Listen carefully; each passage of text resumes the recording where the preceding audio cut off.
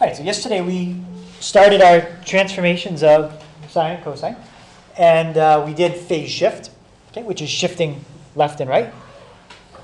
Okay, today we're going to look at two transformations, an amplitude change and a vertical shift. Okay, so first thing is, what is the amplitude of a sine or a cosine wave? Okay, what does that mean? Well, amplitude measures the height. Okay, it's the height of the wave from this line that goes right through the center of it, to the highest point. And it should also be symmetrical if you measure from the line to the lowest point. Okay, but what I just put, that bracket, that shows where the amplitude is.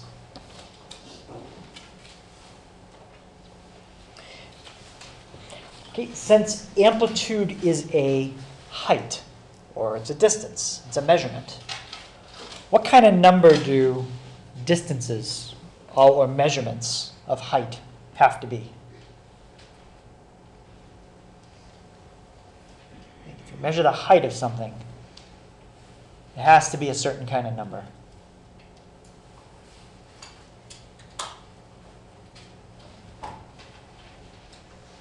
Okay, or think about if you measured the height of something, what kind of number could it never come out to? Yeah, it couldn't come out to negative. So the height is always a positive number. Or if the amplitude was 0, that'd be like a flat line. It wouldn't have a curve. Okay, so if I ask you, what is the amplitude of this picture? I'm asking for a positive number. Okay, it would never be negative. Okay, that's important. Okay, that's what an amplitude change looks like. Okay, this time we're multiplying. We're not adding or subtracting inside parentheses. That's a phase shift. We're multiplying by a number in front. Okay, so something like 3 sine x. In this particular example, I let a be 3. Or negative 2 cosine x.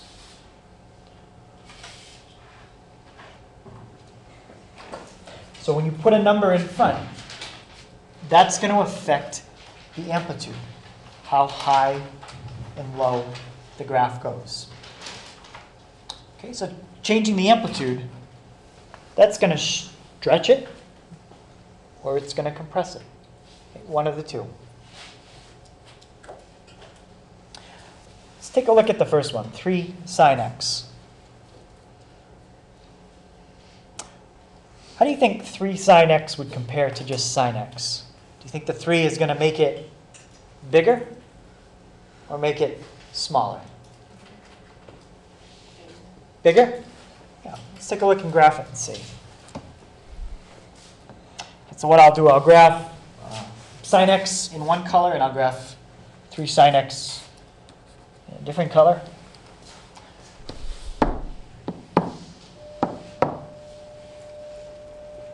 And we can see that it does make it bigger. So this is a transformation that what you would think happens is what happens. It doesn't do the opposite. A bigger number in front makes it bigger. Okay.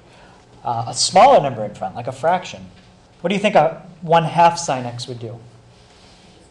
Yeah, that would compress it. Okay, so if I want to graph 0.5 sine x, you could put in 1/2. That takes the original and compresses it. What about the negative? Yep, we're going to talk about the negative too. That does something. Okay, so any question on just what the number in front does? So if it's a number bigger than 1, it's going to stretch it. If it's a number between 0 and 1, like a decimal, that's going to compress it. Now, what about the negative? Okay, let's graph the negative and see what happens. Let's graph 2 sine x, and then negative 2 sine x.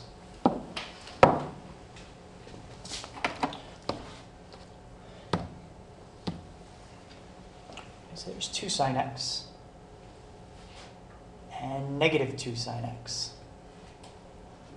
What does it look like happened to? What did the negative do to it? All right, if you just looked at this, yeah, you wouldn't know. This could be a phase shift if you just looked at it. But I want you to think of this in terms of like a mirror image. It flips it, okay? It flips it. And again, if you just saw the picture, you wouldn't know. You wouldn't be able to tell, is that a phase shift or is that a reflection? In this case, the negative causes it to reflect, okay? Specifically over the x-axis. Okay, so the highest point becomes the lowest, and then the lowest point becomes the highest. That's a reflection. Now, when I reflected it, did it change the height? No. Look at the height of the red wave. Okay. The height of the red wave, that's the one with the negative. The highest it ever goes is 2. The lowest it ever goes is negative 2. Okay. Look at the blue one. That doesn't have the negative. The highest it ever goes is 2.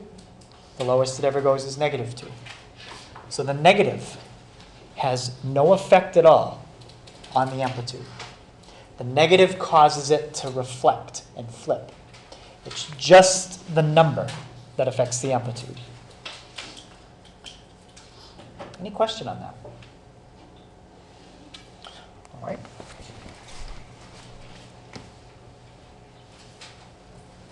So if I ask you for the amplitude of any of these functions,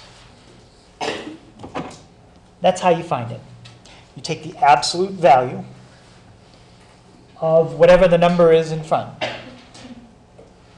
And the reason you take absolute value is because the amplitude, or the height, is always a positive number. Okay, we just said the height can never be negative.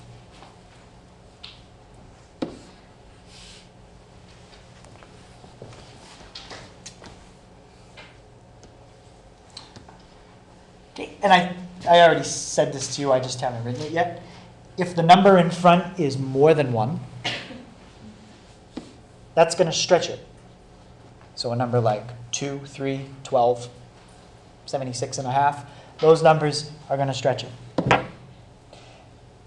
If the number in front is less than 1, okay, like you get your decimal, like a fraction, 1/2, 1/3, negative a half, negative a third.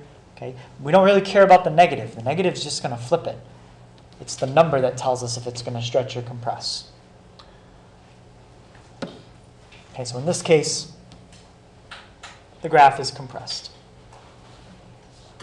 And those are the only two cases for an amplitude change. It's either going to stretch or it's going to compress.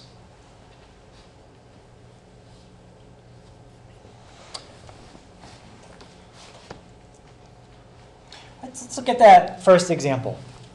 Okay, y equals 3 sine x.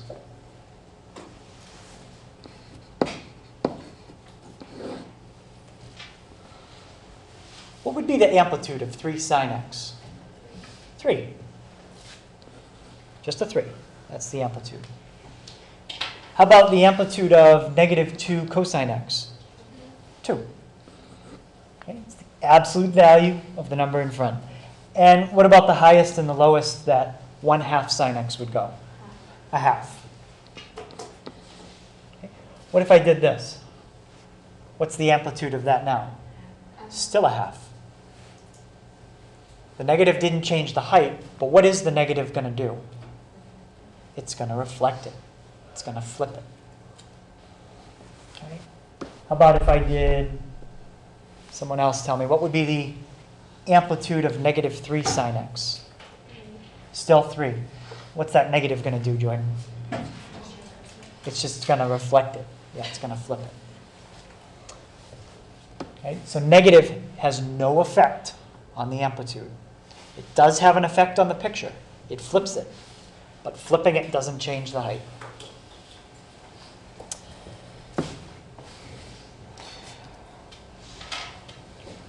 All right, so how do we figure out where those 5 key points are going to shift to?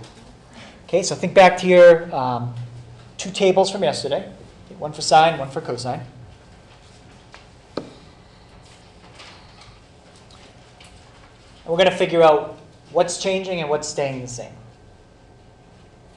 All right, so for an amplitude change, we're stretching it or compressing it up and down. Okay, Rosa, which axis goes up and down? Why? The y's. Okay, so we're changing the y's.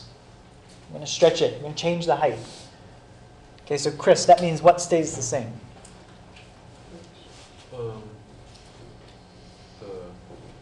x value. Yeah, the x values. Okay, so all we have to do is copy down the original x values into our new table. And that's nice. We don't have to work with the x's because the x's are the ones that are a pain to work with. They have the pi's, pi over 2, 3 pi over 2. We're not going to have to change any of those today. We're going to have to change the y's. But the y's are easy. All the y's are ones, zeros, and negative ones. So we're going to have to do basic arithmetic with a 1, a 0, and a negative 1. Arithmetic-wise, it cannot get any easier than this right here. So to find the new y values, take the old y values and multiply them by a. Notice I didn't write absolute value of a.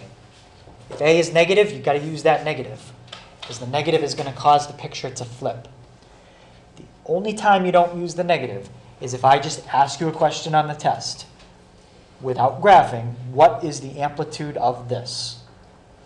If there's a negative, it doesn't affect the answer to that question. But it does affect the picture.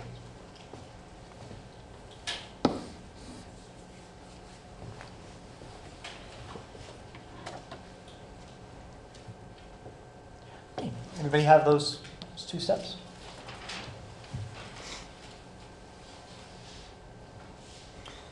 So let's try an amplitude change. Okay, first one is 3 cosine x. Now we know a couple transformations. We know phase shift. We know amplitude change.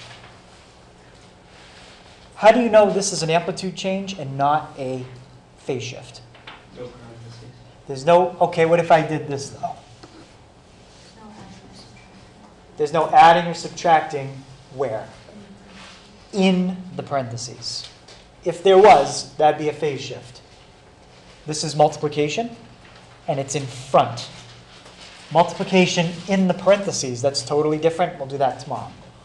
Okay, but multiplication in front, that's an amplitude change.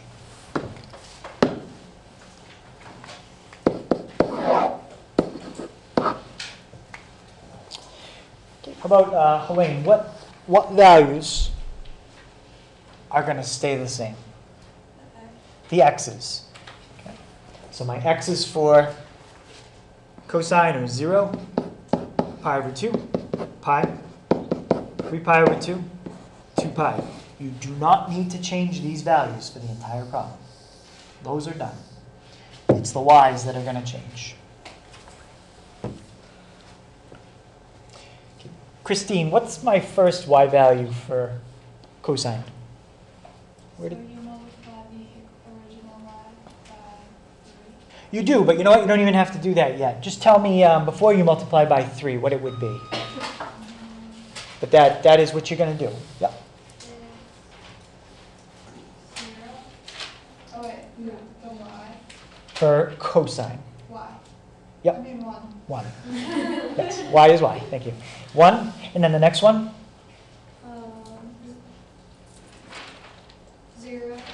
0. Negative 1. Yep. And then, 0. okay, 1. 1. And now we're going to do exactly what Christine just said. Take all the old y values and triple them.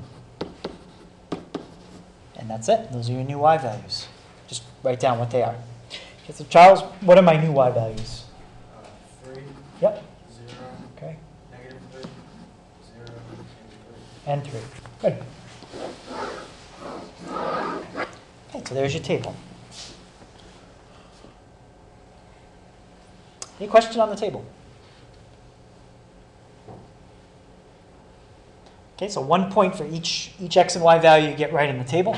Now we'll do our graph.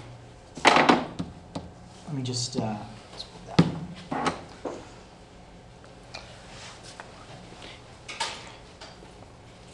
Okay, Catherine, what's the highest and lowest that my y values go here? 3. 3, and my lowest? Negative 3. Okay, so that's how I'm going to label my axes. 3, negative 3. That's perfectly fine to do. I'm going by 3's on my y-axis. Do I have to go by 3's on my x-axis? No. I can go by something different. In fact, I am going to go by something different. I'm going to label it with those coordinates because they're all equally spaced. And that's exactly what an axis is. It's marks that are equally spaced. Okay. How far apart are all these x values again? They're all 90 degrees apart. So it's like 0. Pi over 2 represents 90. Pi is 180. 3 pi over 2 is 270. 2 pi is 360. And now fill in your y values. 3, 0, negative 3, 0, back to 3.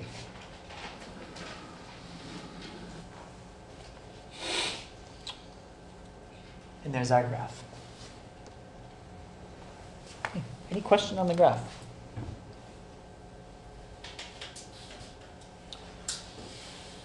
Now, depending on how you scale your axes, all these graphs today for cosine might look the same. Say I wanted you to graph 5 cosine x. If I wanted you to graph 5 cosine x, all you'd have to do is this. There's the graph of 5 cosine x. It's the same picture. I just changed the scale on my axes. Okay, so you might be wondering, why are all my pictures looking the same? And it's because we're going to change the scale on our axes for different problems. I have a question. Yeah. I think we did this before in another class. Aren't you supposed to do arrows because it's continuous at the end? Technically, you could, sure. It does keep going. But if you don't put the arrows on there, I'm not going to take off any points. Yep, that's a good point. It doesn't stop there. It does keep going.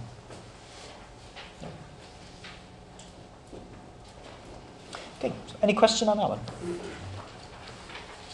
All we really change is just like the number in front of cosine. Yeah, for an amplitude change, you're changing the number in front of cosine. Okay, and that's all amplitude things? That's all for an amplitude change, yep. If it became negative, well, then we would have multiplied by a negative 3. And that would have caused this shape to flip. So instead of a U shape, it would have been more like a N shape. But we'll get one of those. Okay, let's try half sine x.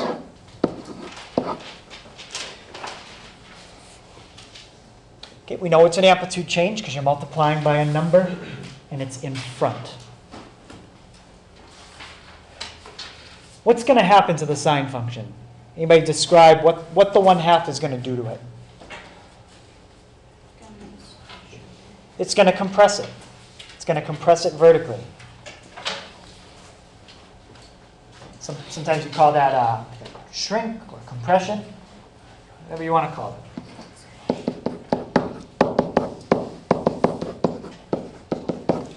First thing I'll do is copy down my x values. They stay the same. Okay. Anybody think they can give me all 5 of the final y values? Not the originals, but the final.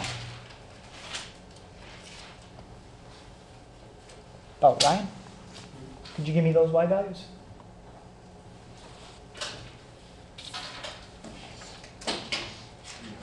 How about, let's start with the originals. Maybe let's not jump to the final step. What are my originals for sine? 0. Yeah? 1. Yeah? 0. -1. Okay. And someone else help them out. What am I going to do with every one of those values? Multiply them all by a half.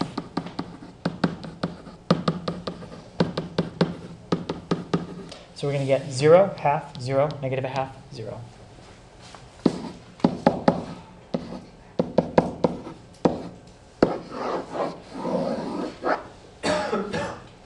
Okay, I'm going to be grading what's in the table. If you want to show your calculation off to the side, that's fine.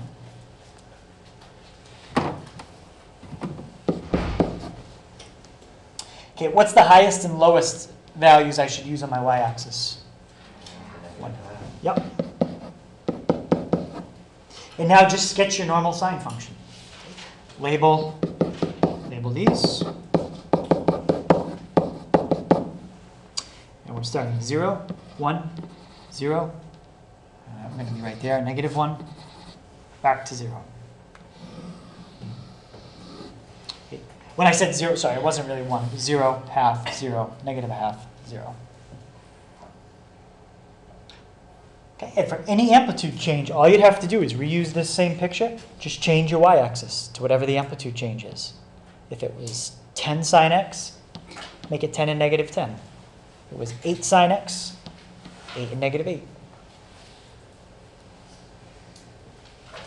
Okay, any question on that? Just give me a second, copy that, please. Yep. And we'll do one more with amplitude change. We'll do this one.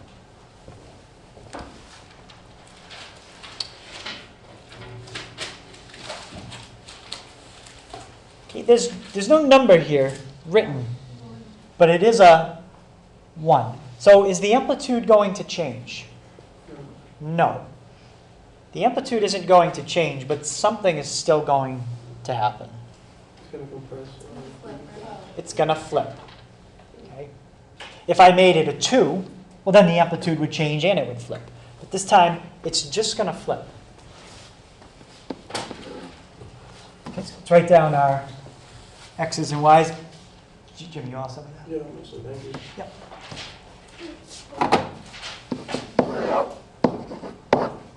So x's, keep them the same. Every single problem we do today, these are the x's.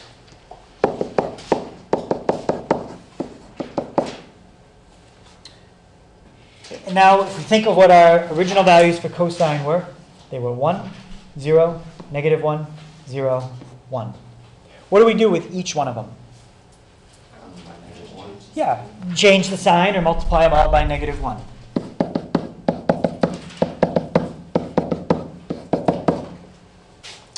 So we're going to get -1, 0, 1, -1, sorry, 0, yeah, and then 1. Thank you. Okay. As long as you can handle arithmetic with 1s and 0s, which I can, you're okay. So now you're going to get that same basic cosine shape instead of that U shape. It'll be more like an N shape. Okay, so at 0, I should label these two. It gets kind of repetitive, but you got to label it. All right, so 0, -1, then 0, then +1, then 0, and then back to -1. And we keep going. Okay, so there's our graph of cosine. Okay, any questions on the amplitude change? Okay, the last one we're going to do today, vertical shift. Arithmetic's even easier. Okay, instead of having to multiply, you only have to use adding and subtracting with 1s and 0s. Okay, so I think it's even easier. Okay, so vertical shift is when you add or subtract. I just use the letter capital D. Okay, it's when you add or subtract a number at the end. How's that different from a phase shift? It's not in the parentheses. Okay. That's an example of a vertical shift. Sine of x plus 2. That's also an example of a vertical shift. Now, what do you think sine of x plus 2 is going to do to sine? It's gonna shift it over. Over which way? Left to right. So you think that's a phase shift? Because left and right's a phase shift. Yeah, it's gonna. This is up and down. Okay, these are vertical shifts, up and down. But what do you think plus 2 is going to do? Yeah? It does. Okay. A vertical shift is the other transformation that what you see is what you do. You don't do the opposite. You got to write that down. Don't do the opposite for a vertical shift. If you see a +2, you shift it up 2. If you see a -3, you're down 3. Okay, so a vertical shift will move the function up if you add, down if you subtract.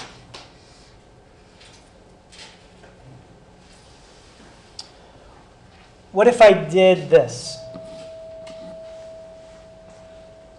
What kind of transformation is it now? Putting parentheses around that x.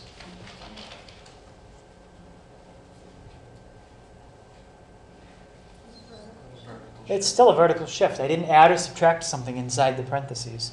What if I did that? So vertical shift. That's still a vertical shift. I have not added or subtracted inside the parentheses. Okay. To be a phase shift, you've got to have parentheses around the x, an addition or subtraction sign, and then a number.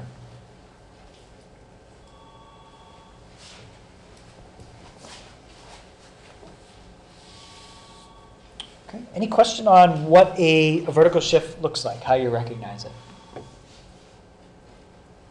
Okay, so now we know 3 of them. Adding or subtracting inside parentheses, phase shift. Multiplying in front, amplitude change. Adding or subtracting to the end, vertical shift. Okay, so just like always, we're going to figure out where those 5 key points are going to go. What do we keep the same? What do we change? We're going to shift up and down. So what do you think is going to stay the same? X. X's stay the same.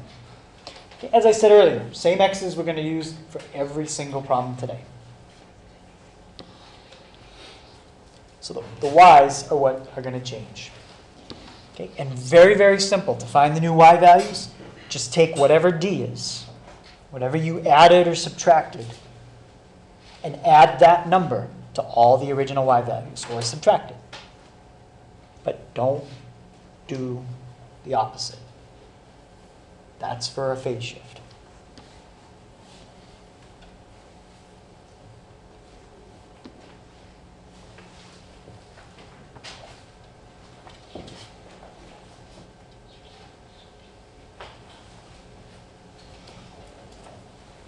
Okay, so we'll finish up with maybe one or two examples of a vertical shift. In terms of sound, there isn't really a connection with this one. Okay, phase shift I can show you. Amplitude change, actually, I don't think we did that in terms of sound, but anybody have a guess what stretching or compressing the wave would do to a sound, how you'd hear it? It would change the pitch. Change the pitch, okay. What else can change besides the pitch? Jimmy? If you play a sound, it could either go like a high pitch or lower pitch, but you could also change the, something else you can change about sound. Volume. Yeah, you can change how loud or soft it is. So it'll change one of those two things. Let's see if our guess of pitch was correct. Okay, so if I do this,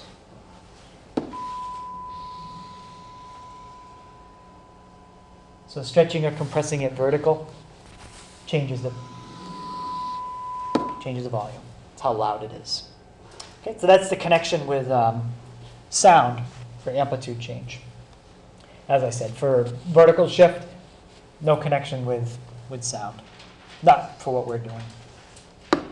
So pitch, the only one we haven't talked about yet. We'll play with that tomorrow.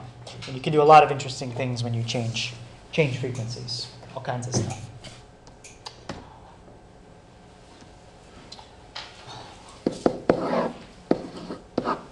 Okay, let's give that one a try.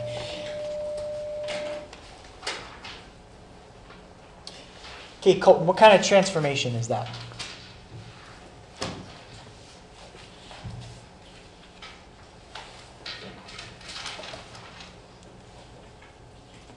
Vertical shift. Vertical shift, good.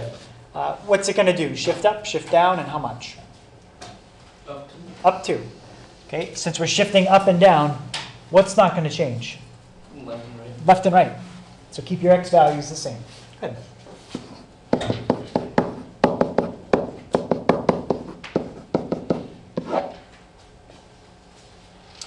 Okay, and my y values? Mariah, how am I going to get my new y values? Add 2 I'm going to add 2 to what? to the x value. Or no. To. I don't know what you call it, but it's like 1, 0, -1. Okay, it's the original values. Let's just be careful with that first one. What's the first one for sine? 0. 1 is the first one for cosine. Okay, so if you want to add 2 to all of those, we're going to get 2, 3, 2, 1, 2.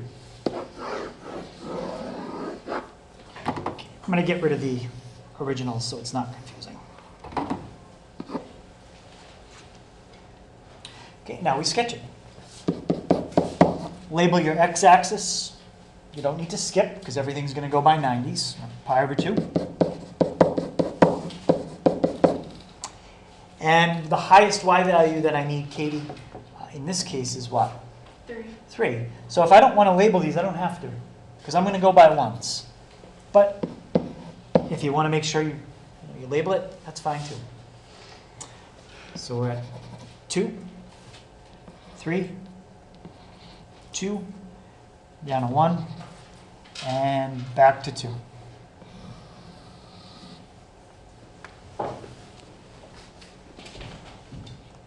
And that's your graph. Any question on that? What's my amplitude?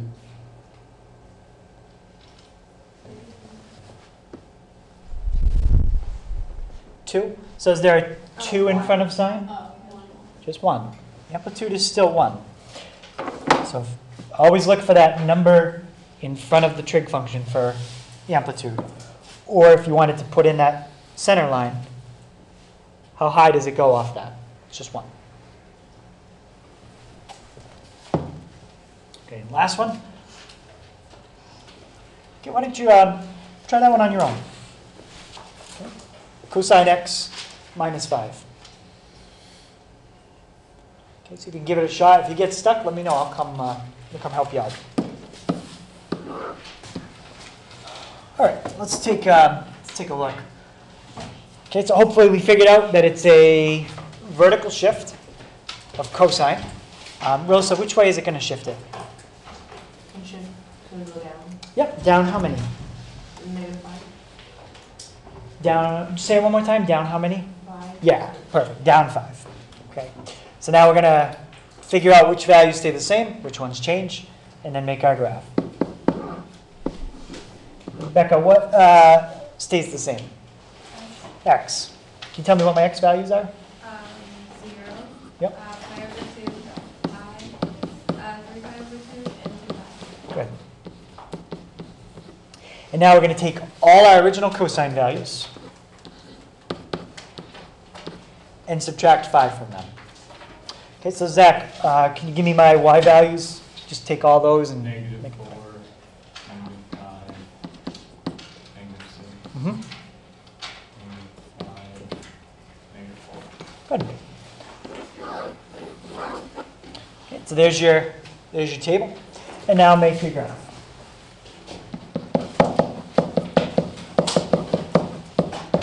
Okay, since we're shifting this graph so far down, we're not going to be writing over these labels at all. Our graph is going to be way down.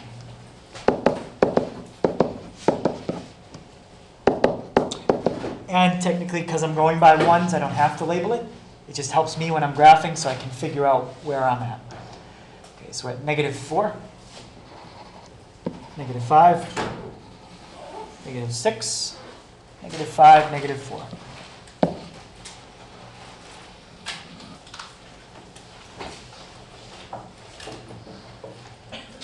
And that's it. All right, so the homework, I'll pass that out. It's going to be the same as last night. It'll be a worksheet. And I'll also put it in the video, so if you need to get it there, you can see it there.